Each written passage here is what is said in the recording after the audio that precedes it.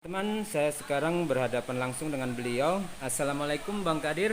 Waalaikumsalam warahmatullahi Bagaimana wabarakatuh. keadaannya Bang Kadir? Alhamdulillah baik-baik. Ya, izin Bang Kadir untuk mewawancari singkat tentang kegiatan leadership basic training yang akan dilaksanakan pembukaan pada pagi hari ini. Apa tujuan utama daripada kegiatan leadership basic training ini, Bang? Ya. Alhamdulillah alamin.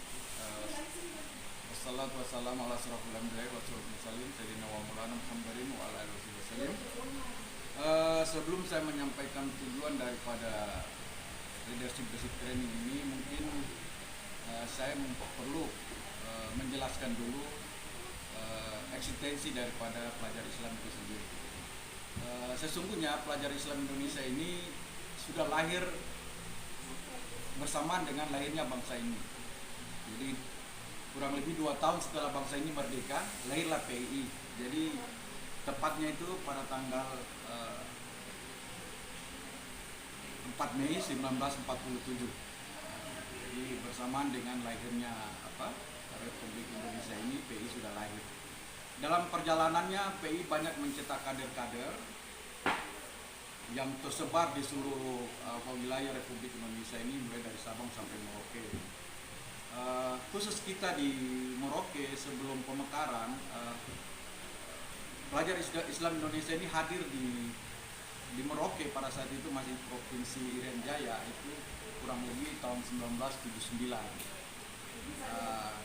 Saksi hidup pendiri PI itu masih ada, salah satunya itu ada yang kami boleh sampaikan, satu kehormatan buat beliau masih ada sebagai saksi sejarah, yaitu Bang Muhammad Zain Ismail.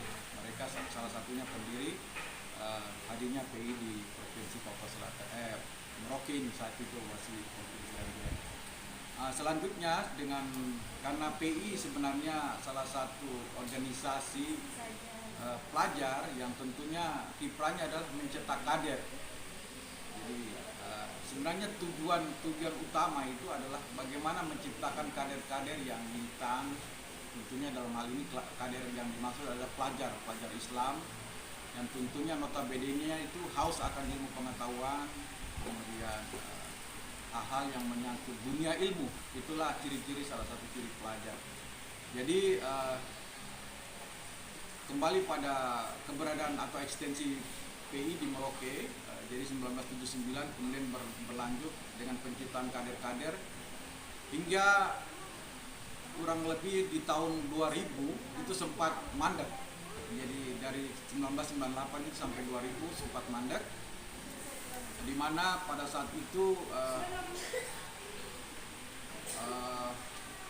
ya kalau mau dibilang keberadaan pelajar-pelajar atau generasi yang ada ini mungkin perubahan mindset, sehingga mungkin minat atau keinginan untuk melatih diri dalam keduniaan Islaman gitu mulai kendor gitu.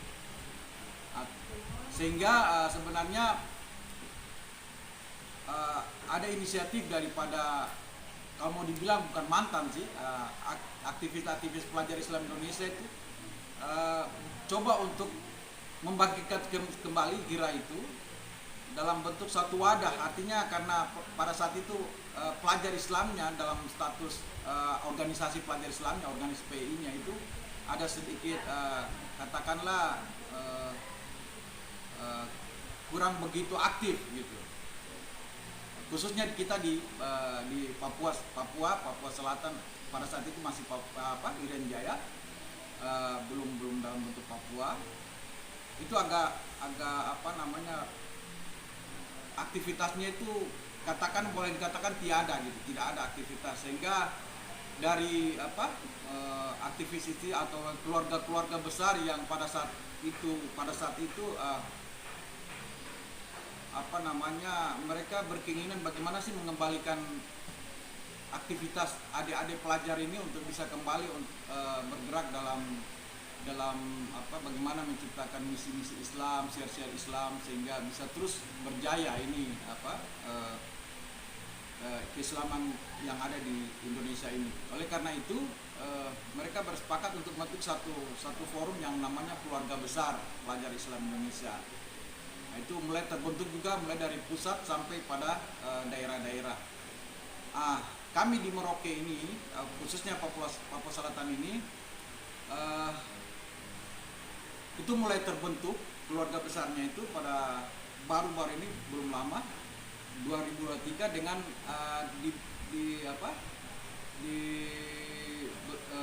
dibuatnya surat atau ditunjuknya surat mandat kepada salah satu ketua atau wakil ketua daripada keluarga pengurus pusat keluarga besar Indonesia, Pelajar Islam Indonesia, yang pada saat itu hadir di sini dalam rangka kebetulan beliau itu adalah ketua wanita Islam Indonesia, seluruh Indonesia, sehingga pada saat datang kemari dia sekaligus membawa satu mandat untuk pembentukan pengurus wilayah keluarga besar Pelajar Islam Indonesia. Jadi kalau saya mau sampaikan perbedaan antara Pelajar Islam Indonesia sendiri dengan keluarga besar Pelajar Islam Indonesia sendiri, sebenarnya kalau keluarga besar itu bisa dibilang itu aktivis-aktivis atau mantan-mantan keluarga-keluarga yang pernah sebagai pelajar Islam, yang kemudian karena mempunyai satu gira, masih mempunyai gira dengan bagaimana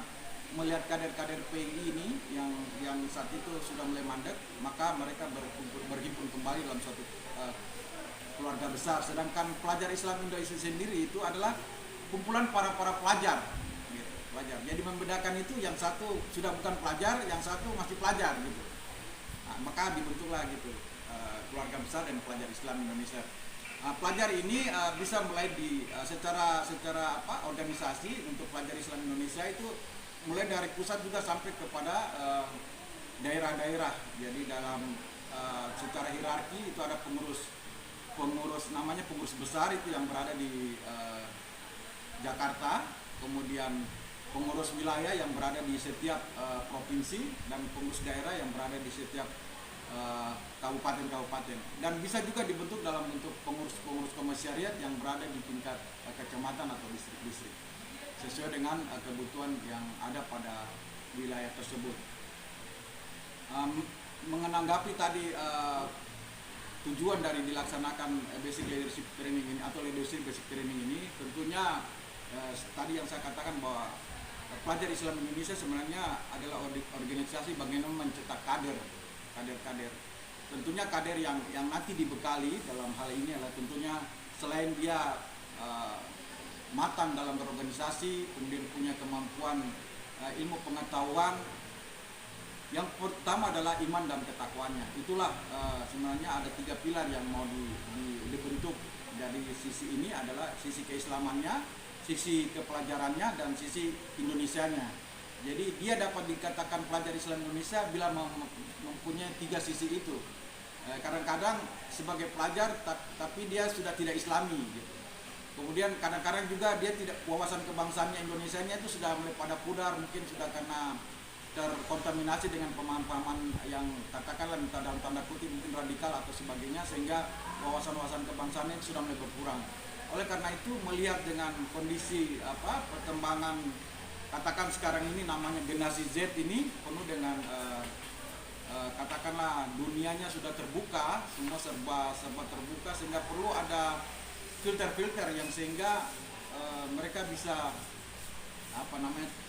dapat menyaring kira-kira apa yang bisa mereka gunakan sebagai acuan ataupun dalam melaksanakan kegiatan-kegiatan di setiap kesehariannya, sehingga ada filter untuk mereka bisa melaksanakan aktivitasnya sehari-hari. Sebenarnya intinya itu bahwa Pelajar Islam Indonesia ini yang sekarang ini kita laksanakan leadership basic training ini sebenarnya berjenjang juga. Nah, ini leadership basic training secara itu kalau mau dikatakan itu training dasar gitu, atau pelatihan dasar kepemimpinan. Jadi ada tahapannya. Dari ini nanti kalau mereka sudah melewati tahap ini, dari secara organisasi ada yang kemudian naik kepada yang namanya intermediate atau lead leadership intermediate training. Setelah itu ada lagi menuju ke tingkat yang namanya advance, jadi sudah berada di tingkat lebih tinggi lagi, namanya advance, yaitu leadership advance training. Jadi itulah tingkat-tingkatan daripada training. Yakin bahwa ya, pelajar Islam Indonesia ini sudah banyak mencetak kader yang tentunya semua punya jiwa militan, jiwa kebangsaan, jiwa keislaman, dan bisa kita lihat tersebar di seluruh Indonesia. Mereka bisa sebagai sebagai orang-orang yang duduk di pemerintahan, kemudian kemudian punya kemampuan wirausaha dan sebagainya. Itulah bekal-bekal yang nanti mereka insya Allah dapatkan di dalam training ini, yang tentunya kita persiapkan untuk kehidupan mereka ke depan nanti. Iya, ya, amin. Terima kasih Bang atas penjelasannya panjang lebar teman-teman. Sekarang bagaimanakah dengan pesertanya Bang? Seperti kita ketahui di sini ada beberapa pondok. Apakah di berbagai pondok yang ada di Kabupaten Merauke diundang semua Bang? Pada dasarnya sebenarnya kami berharapkan bisa menjaring seluruhnya. Hanya tentunya kebetulan ini training ini sebenarnya kita laksanakan dari satu perjalanan yang sempat vakum. Jadi kami mencoba untuk memunculkan kembali kegiatan ini, sehingga kami masih mencoba membatasi dulu ke peserta. Tentunya peminat peserta cukup banyak, sehingga kami perlu membatasi dalam hari ini batasan usia dan batasan usia maupun pendidikan. Artinya karena ini merupakan training dasar, sehingga perlu ada satu jaringan, sehingga mereka betul-betul bisa mampu menerima atau menyerap materi-materi yang nanti diberikan. Kalau kita membuka secara besar-besaran sebenarnya bisa aja itu juga menyangkut dari segi pendanaan, kemudian dari sisi kesiapan panitia. Karena kebetulan kami yang ada di Papua Selatan ini masih mulai bangkit kembali, sehingga perlu menjaring keluarga-keluarga besar yang masih berada di provinsi Papua Selatan, khususnya kita di Kabupaten Merauke. Begitu. Iya, terima kasih Bang atas waktunya Bang. Kita berharap semoga peserta daripada leadership basic training di Kabupaten Merauke ini dengan harapan selama 4 hari ke depan mereka akan memenuhi target, yaitu target yang pertama, kita berharap pelajar Indonesia memiliki wawasan keagamaan yang mumpuni. Yang kedua yaitu tentang kebangsaan. Semoga kegiatan ini berkah Bang. Sekali lagi terima kasih atas waktunya.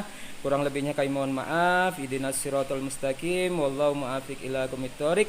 Wassalamualaikum warahmatullahi wabarakatuh. Waalaikumsalam.